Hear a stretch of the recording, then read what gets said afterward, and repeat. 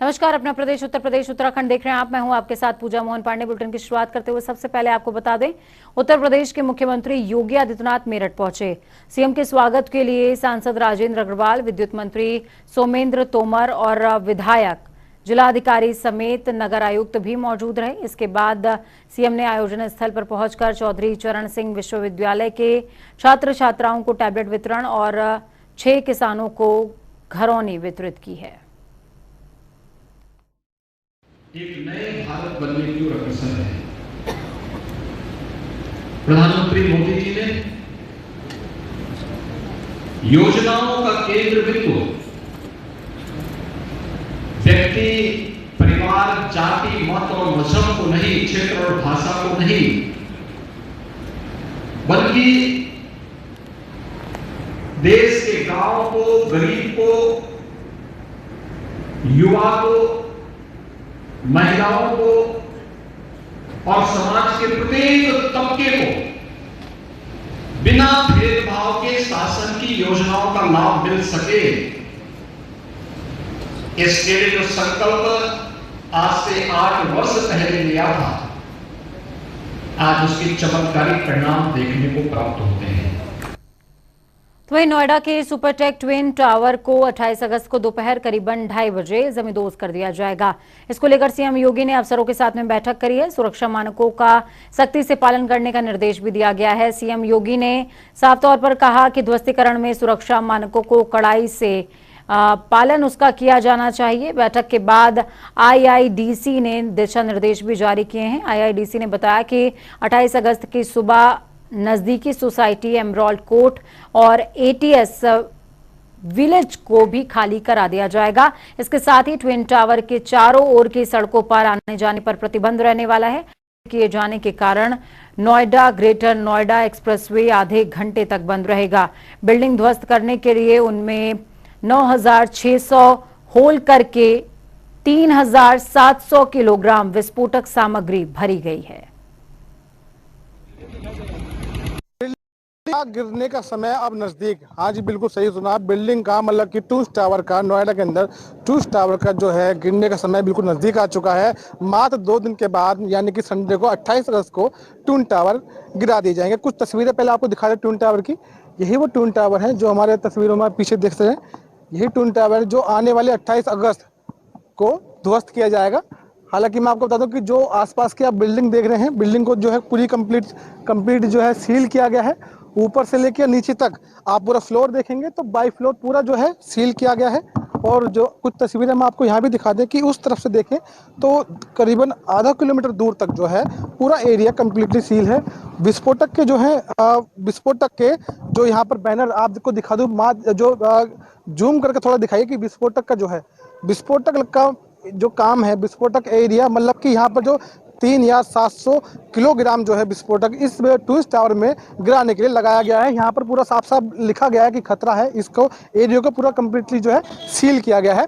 हालांकि जो 28 अगस्त को ये जो ध्वस्त किया जाएगा उसके बाद करीबन आधा के घंटे के करीब जो नोएडा और ग्रेटर नोएडा एक्सप्रेसवे है उसको भी बंद किया जाएगा। जो हालांकि जो आसपास की सोसाइटी आप देख रहे हैं पीछे मैं आपको दिखा दूं, इन सोसाइटी वालों को याद दी गई है, उनको बताया गया है कि सुबह 28 तारीख को सुबह 7 बजे जो है इसको बिल्डिंग को जो है जो सोसाइटी के लोग हैं उनको खाली करना होगा। हालांकि कुछ सोसाइटी लोग से बात भी की थी। हाँ जी, आला अधिकारी जो है वो भी मुआयना करने आए थे। कल नोएडा की जो रितु महेश्वरी हैं वो भी यहाँ पर आई थी, सीईओ, उन्होंने भी यहाँ का जायजा लिया, निरीक्षण किया। हालांकि जो तमाम अधिकारी हैं 24 घंटे, पुलिसकर्मी आपको दिखा दूं, पुलिसकर्मी जो है यहाँ पे 24 घंटे जो है मौजूद रहते हैं। इसलिए वो बैठते हैं कि जब तक ये टावर जो है ध्वस्त नहीं किया जाता, गिराया नहीं जाता, जब तक इनकी पुलिस की ड्यूटी है कि यहाँ पर कोई जो खतरा क्षेत्र है, विस्फोटक क्षेत्र है, यहाँ पर किसी की एंट्री नहीं है, बिल्कुल पाबंदी कर दी गई है। हालांकि देखने वाली बात अब ये होगी 28 तारीख को ये जो ट्विन टावर जो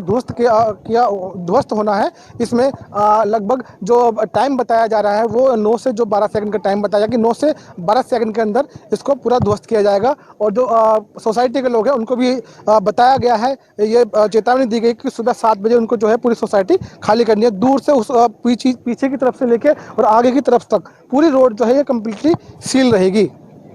मुकेश सिंह के साथ अमर सैनी, जनता टीवी, नोएडा।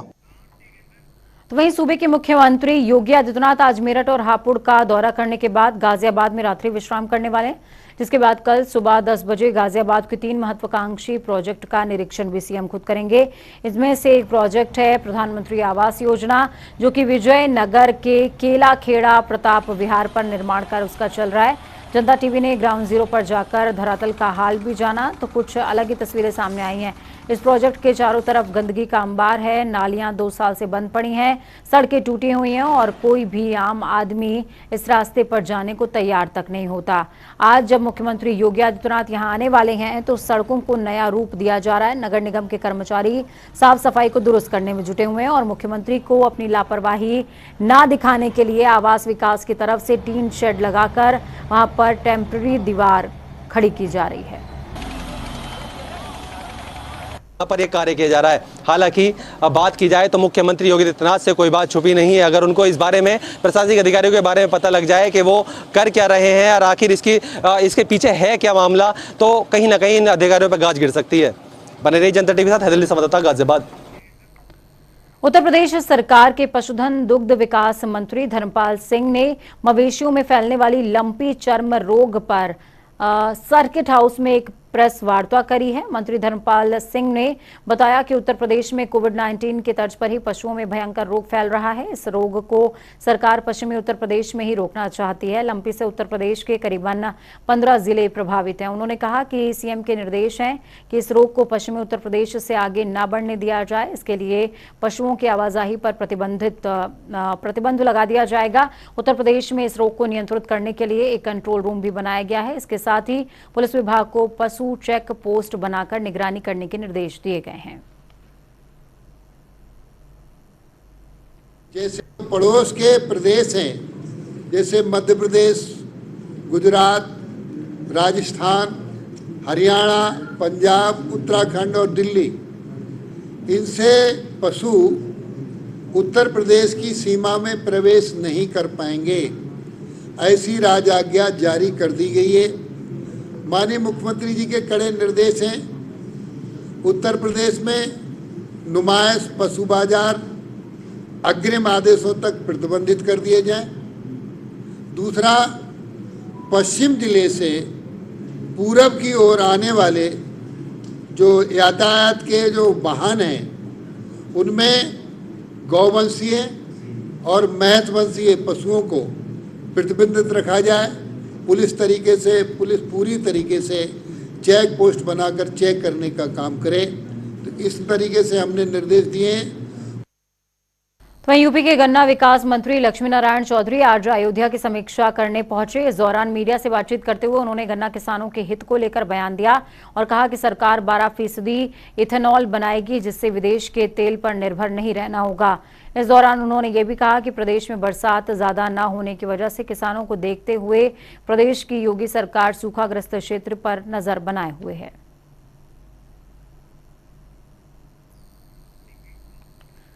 तो वहीं मुजफ्फरनगर में राष्ट्रीय लोकदल के विधायकों ने जिलाधिकारी से मुलाकात करी। इस दौरान विधायकों ने जिले के किसानों की समस्याओं की जानकारी दी है।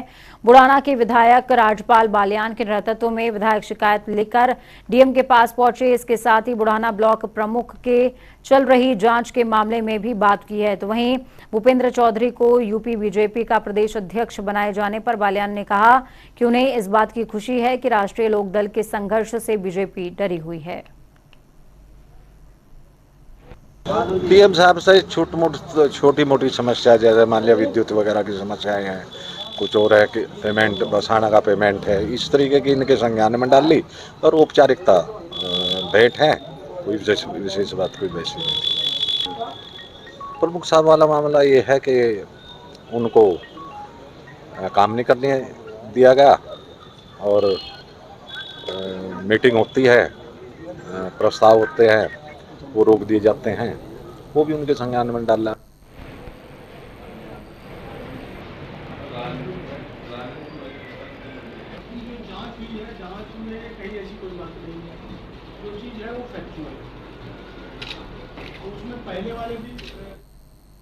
यूपी के संत कबीर नगर में 2 दिवसीय दौरे पर जिले के प्रभारी मंत्री रविंद्र जायसवाल और यूपी सरकार के खाद्य एवं रसद मंत्री सतीश चंद्र शर्मा पहुंचे। इस दौरान उन्होंने कलेक्ट्रेट सभागार में समीक्षा बैठक करी। बैठक में जिले के विभागीय अधिकारी कर्मचारी भी मौजूद रहे। तो वहीं बैठक में सरकार की ओर से चलाई जा रही जन कल्याणकारी योजनाओं के बारे में विभागीय अधिकारियों और कर्मचारियों से जानकारी हासिल करते हुए विकास कार्यों की समीक्षा भी की है।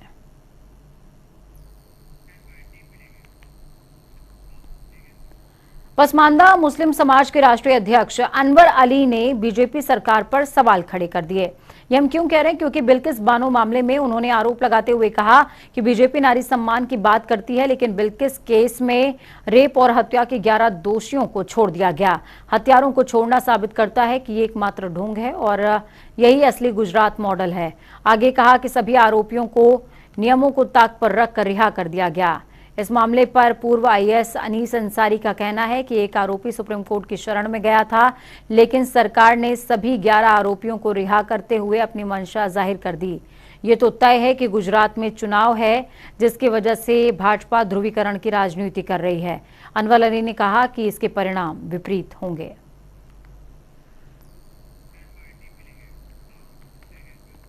तो वृंदावन में बिहारी जी मंदिर हादसे की जांच कर रही जांच कमेटी ने दूसरे दिन भी पर्यटन सुविधा केंद्र पर काफी तादाद में लोगों के बयान दर्ज किए।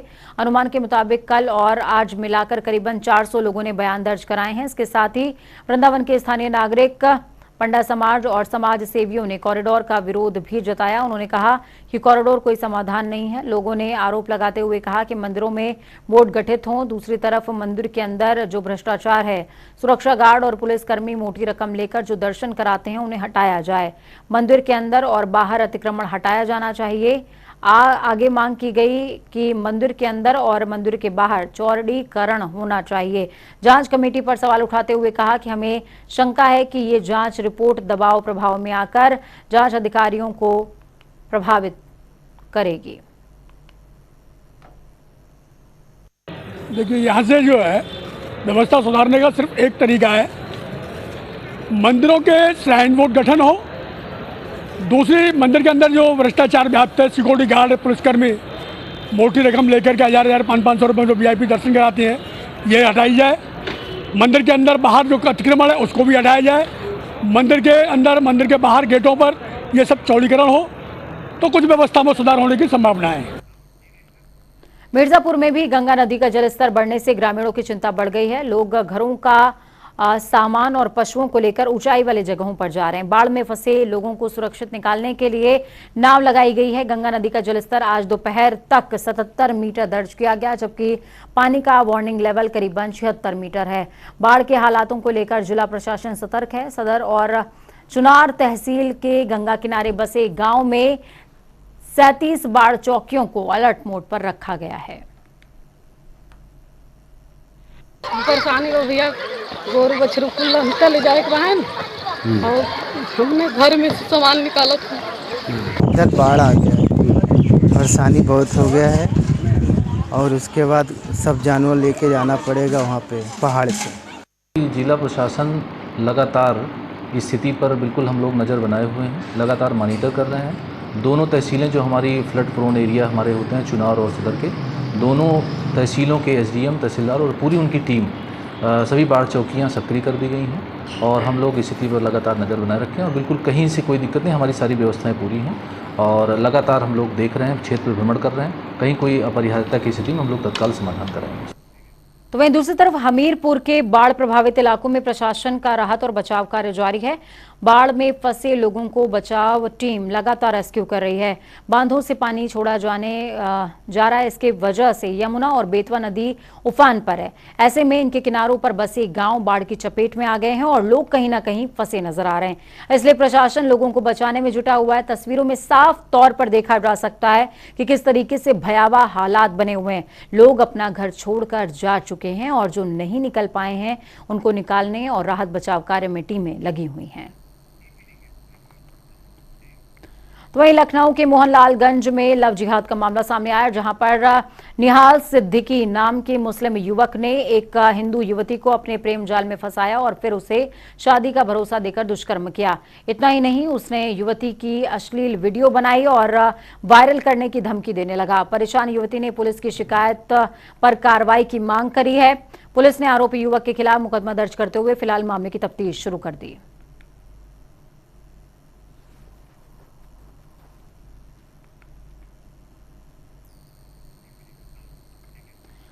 तो वहीं दूसरी तरफ राजधानी देहरादून के रायपुर क्षेत्र में आई भारी बारिश की वजह से पुल के अप्रोच रोड टूटने के कारण आवाजाही में आसपास के स्थानीय लोगों को काफी दिक्कतों का सामना करना पड़ रहा है। मुख्यमंत्री पुष्कर सिंह धामी ने आपदाग्रस्त क्षेत्र का निरीक्षण किया और इस दौरान उन्होंने अधिकारियों को इस रोड को बनाने के तत्काल आदेश दिए थे। आज जब ये रोड बनकर तैयार हो गई, मुख्यमंत्री खुद जांच करने के लिए पहुंचे थे। इस दौरान लोगों ने भी अपनी तमाम समस्याएं मुख्यमंत्री से कही हैं। आने जाने वाले लोग हैं, एयरपोर्ट को जाने वाले हैं, अन्य स्थानों पर जाने वाले हैं, उनको बहुत परेशानी होती थी। साथ में स्कूल के बच्चों। स्वास्थ्य मंत्री धन सिंह रावत के साथ में हुई बैठक के बाद प्रांतीय चिकित्सा सेवा संघ ने काली पट्टी बांधकर किए जा रहे विरोध प्रदर्शन को समाप्त कर दिया। स्वास्थ्य मंत्री ने आगामी 15 दिनों में सरकारी डॉक्टरों की सभी मांगों पर सकारात्मक कार्रवाई का आश्वासन दिया है। इस दौरान बैठक में हिमाचल की तर्ज पर डॉक्टरों के लिए अलग से स्थानांतरण नीति बनाए जाने पर जोर दिया गया। पत्रकारों से बातचीत के दौरान धन सिंह रावत ने कहा कि सरकार का बेहतर तालमेल डॉक्टरों के साथ ही अन्य स्वास्थ्य कर्मियों के साथ भी है।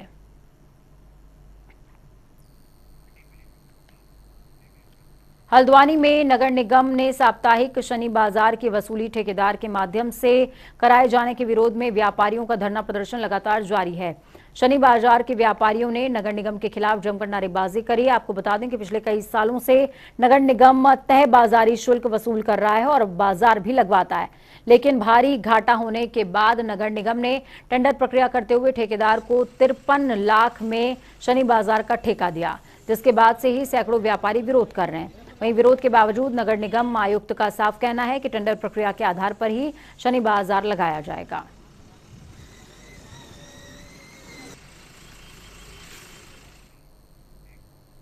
हरिद्वार के जगजीतपुर क्षेत्र में परमाध्यक्ष स्वामी शिवानंद ने पीसी करी है।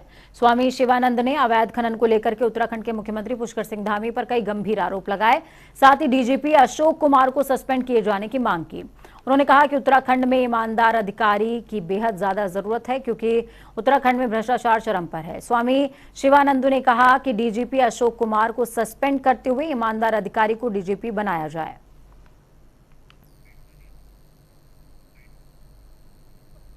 ईमानदार अधिकारियों के साथ एसटीएफ का गठन करें, जिसको कि फ्री हैंड दे दिया जाए तो ये मामला होगा।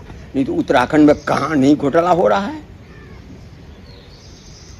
और उत्तराखंड में अच्छे इंस्टीट्यूशन को तो नष्ट करने के लिए यहाँ के संत महंत सब हैं। भगवान दास जैसे विद्यालय को नष्ट करने के लिए एक संत है, बीरा उठा लिया है। मुख्यमंत्री पुष्कर सिंह धामी ने यूके एसएसएससी पेपर लीक प्रकरण को लेकर एक्शन मोड में वो नजर आ रहे हैं। आयोग की जिन परीक्षाओं में गड़बड़ी के साक्ष्य मिले हैं, उन्हें निरस्त करके नए सिरे से चयन प्रक्रिया शुरू करने के निर्देश दिए। सीएम के आदेश के बाद परीक्षा पास करने वाले छात्रों में डर का माहौल है। तो वहीं अलग अलग जनपदों से आए छात्रों ने सरकार को चेतावनी देते हुए कहा कि अगर परीक्षाएं रद्द की जाएंगी तो वो सब आंदोलन करेंगे। छात्रों का कहना है कि वो अपनी मेहनत से चयनित हुए हैं। सरकार जांच करके दोषियों के खिलाफ कार्रवाई करे, हमें हमारा परिणाम चाहिए।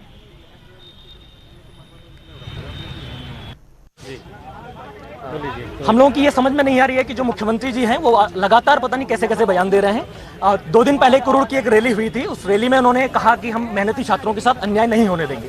कल दिन में फिर एक कॉन्क्लेव में वो भाग ले रहे थे, उसमें भी उन्होंने कहा कि हम मेहनती छात्रों के साथ अन्याय नहीं होने देंगे।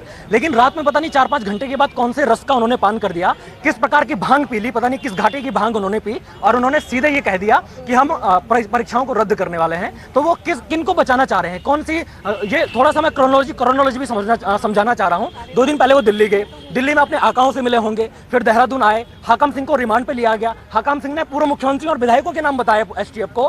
फिर इन्होंने अपने कैबिनेट की बैठक की, कैबिनेट मंत्रियों ने इनके पैर पकड़े होंगे कि साहब हमको बचा दीजिए।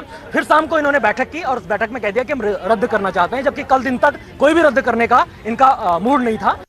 अभी हमारा सिर्फ एक ही मुद्दा है कि हम कोर्ट में जाकर के, कोर्ट से पहले, क्योंकि जनता को हम जनता ने, क्योंकि 170 विधायकों में से 30-35 विधायकों के हमारे पास लिखित पत्र हैं, तो इसका मतलब हमारे द्वारा चुने हुए प्रतिनिधि हमारा सपोर्ट कर रहे हैं। आज की डेट में अगर प्रतिनिधि हमारा सपोर्ट कर रहे हैं तो हम जाके प्रतिनिधियों के मुखिया हैं श्री धामी जी, हमारे मुख्यमंत्री जी, हम सीएम आवास जाकर के कूच करेंगे। जैसे ही हमें परमिशन मिल जाती है हम आयोग कार्यालय भी जाएंगे, मुख्यमंत्री आवास भी जाएंगे, सचिवालय भी जाएंगे सारे, और ये हमारी अभी एक रणनीति तय करेंगे और उसके बाद आगे की पूर्ण कोशिश, चाहे हमें इसमें भूख हड़ताल, आमरण अनशन पर बैठना पड़े और हम बैठेंगे। और अंतिम, जब तक मुख्यमंत्री जी ये रद्द की मांग वापस नहीं लेते हैं तब तक ये ऐसे ही ये लड़ाई जारी रहेगी। तो वहीं यूके एसएसएससी पेपर लीक मामले में बागेश्वर जिले में बड़ी कार्रवाई सामने आई है। आपको बता दें कि एसटीएफ की ओर से पेपर लीक मामले में कार्यरत सहायक अध्यापक एलटी व्यायाम और गोपाल बाबू गोस्वामी को मुख्य शिक्षा अधिकारी बागेश्वर की ओर से निलंबित करके गिरफ्तार किया गया है। साथ ही यूके एसएसएससी पेपर लीक मामले में जांच के लिए बागेश्वर जिला स्तर पर मुख्य शिक्षा अधिकारी को जांच अधिकारी नियुक्त कर दिया गया है।